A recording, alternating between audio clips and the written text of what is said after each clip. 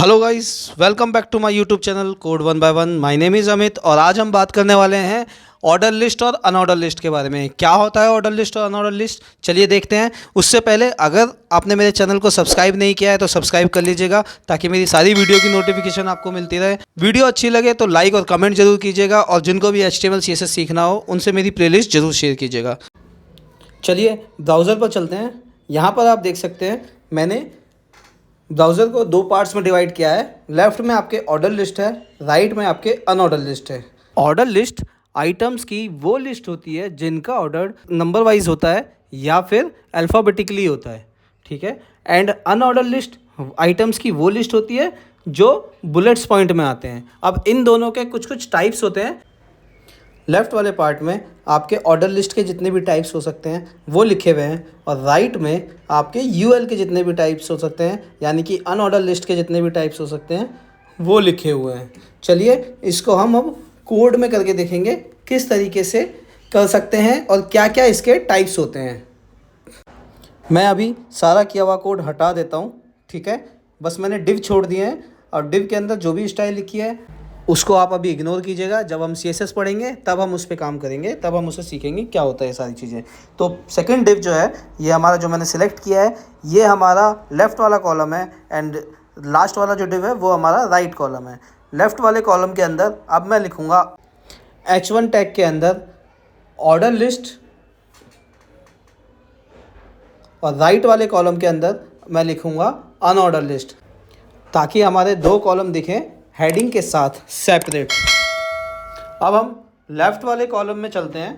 Order list के नीचे मैं लिखूँगा OL टैग। OL टैग के अंदर मैंने कुछ LI कॉपी किए हुए हैं पहले से ही, वो LI मैंने पेस्ट कर दिए हैं, ठीक है। आपको जब भी लिस्ट बनानी है आपको लिखने होंगे। मैंने टाइम सेव करने के लिए पहले से कॉपी किया हुआ था और ये मैंने पेस्ट कर दिया था। अब ब्राउज़र पे चल के देखेंगे तो आप देखेंगे 1 2 3 4 ये हमारा प्रिंट हो गए हैं आइटम्स में, सीक्वेंस में। अब हम चलते हैं इसके और टाइप्स देखते हैं क्या क्या टाइप्स होते हैं हमारे OL टैग के। OL टैग के टाइप्स देखने के लिए मैं अपने इसी OL टैग को कॉपी कर लेता हूँ टाइम बचाने के लिए, ठीक है। और इस OL टैग को कॉपी करके नीचे एक बार और पेस्ट मार देता हूँ और इसके अंदर एक एट्रीब्यूट डालूंगा मैं, टाइप।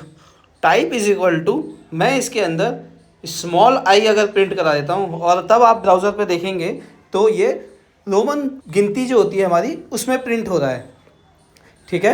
इसी तरीके से मैं इसी OL को एक बार और कॉपी करके नीचे पेस्ट कर दूंगा और इसमें मैं कैपिटल आई अगर डाल देता हूँ तो हमारा अपर केस में जो रोमन गिनती होती है वो हमारी प्रिंट होने लगेगी, ठीक है। ये इसी तरीके से हम टाइप्स को लिखते हैं। इसके और भी टाइप्स होते हैं, चलिए देखते हैं।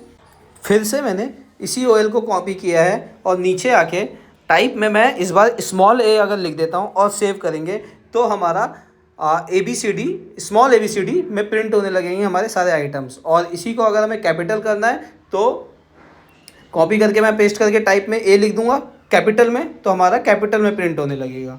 एक बार मैं फिर से OL को कॉपी करता हूँ और इस बार मैं टाइप में 1 लिख दूंगा तो आप देखेंगे जो हमारा ऊपर बाय डिफ़ॉल्ट कॉल हो रहा था वही हमारा काउंटिंग के लिए अगर मैं टाइप 1 लिखूंगा तो हमारा वही प्रिंट होगा। तो इसलिए मैंने ऊपर टाइप नहीं लिखा था, बाय डिफ़ॉल्ट हमारा 1 ही होता है। उसके बाद अगर मैं चाहता हूँ कि ये वाला जो OL टैग है ये हमारा स्टार्ट हो जाए 5 से, तो मैं इसके आगे एक और एट्रीब्यूट ऐड करूँगा और उसमें लिखूँगा स्टार्ट इज इक्वल टू 5। आप देखेंगे यहाँ पर मेरी जो काउंटिंग थी, जो हमारा जो आइटम्स जो शुरू हो रहे थे 1 से लेके 4 तक, अब वो 5 से शुरू हो जाएंगे। उसी को अगर मैं 10 करूँगा तो 10 से शुरू हो जाएगा। तो ये हमारा स्टार्ट एट्रीब्यूट टाइम काम में आता है, जहाँ पर हम किसी भी चीज़ को, किसी भी काउंटिंग को आगे से बढ़ा के भी लिखना चाहें तो लिख सकते हैं। इसके अंदर एक लास्ट एट्रीब्यूट और होता है जिसे कहते हैं रिवर्स्ड। हमारी जो भी काउंटिंग शुरू हो रही है, चाहे वो 5 से हो रही हो, 10 से हो रही हो या 1 से हो रही हो, उसको अगर हमें रिवर्स ऑर्डर में दिखाना है तो उसके अंदर हमें सिर्फ एक एट्रीब्यूट ऐड करना है, रिवर्स्ड। और आप देखेंगे कि आपकी वही काउंटिंग जो शुरू हो रही थी 5 से वो अब रिवर्स ऑर्डर में हो रही है और मैंने 5 को 4 कर दिया है। आप देखेंगे 4 3 2 1 इस सीक्वेंस में हमारा जो है ये प्रिंट हो रहा है। ये हमारा रिवर्स ऑर्डर के एट्रीब्यूट की हेल्प से ही हो रहा है। सो गाइज यहाँ पर हमारा ऑर्डर लिस्ट ख़त्म होता है, ठीक है। इतने हमारे टाइप्स होते हैं OL के, यानी कि ऑर्डर लिस्ट के, और इसमें कुछ एट्रीब्यूट्स होते हैं लाइक स्टार्ट एंड रिवर्स्ड, ठीक है। अब हम चलते हैं अनऑर्डर लिस्ट की तरफ। जब हम बुलेट की फॉर्म्स में अपने आइटम्स को दिखाते हैं तो उनको हम UL टैग या अनऑर्डर लिस्ट में लिखते हैं, ठीक है। चलिए देखते हैं कितने टाइप्स हो सकते हैं UL के। तो मैंने LI कॉपी कर लिया है और अनऑर्डर लिस्ट के नीचे मैं UL टैग बनाता हूँ, और जो मैंने LI कॉपी किए थे वो मैंने पेस्ट करे।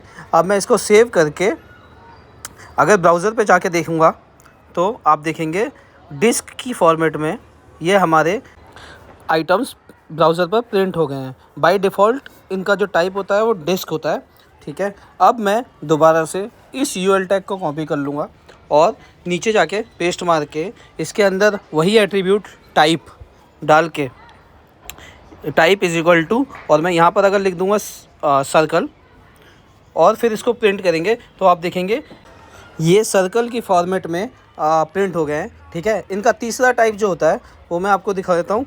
दोबारा से UL को कॉपी करता हूँ, UL के अंदर जो टाइप था वो मैंने स्क्वायर लिख दिया, और आप देखेंगे अब ब्राउज़र पे अगर मैं प्रिंट करा के आपको दिखाऊंगा तो वो स्क्वायर वाली फॉर्मेट में प्रिंट हो जाएंगे, ठीक है। और एक दूसरा जो टाइप होता है जो हमारा बाय डिफ़ॉल्ट होता है वो डिस्क होता है। मैं उसको भी आपको प्रिंट करके दिखा रहा हूँ। यहाँ पर UL को कॉपी करके सर्कल की जगह पे मैंने टाइप में डिस्क लिख दिया है, ठीक है। तो बाय डिफ़ॉल्ट जो पहला वाला था और जो आखिरी वाला है वो वही रहता है। अब मैं डिस्क लिखूँ या ना लिखूँ वो बाय डिफ़ॉल्ट डिस्क की फॉर्मेट में ही आएगा, ठीक है गाइज़। तो अब इस वीडियो को यहीं पर रैप करते हैं। आई होप आपको ये वीडियो पसंद आई हो। चैनल को सब्सक्राइब कीजिएगा, अगर वीडियो अच्छी लगी हो तो लाइक कमेंट ज़रूर कीजिएगा। धन्यवाद, थैंक्स फॉर वॉचिंग।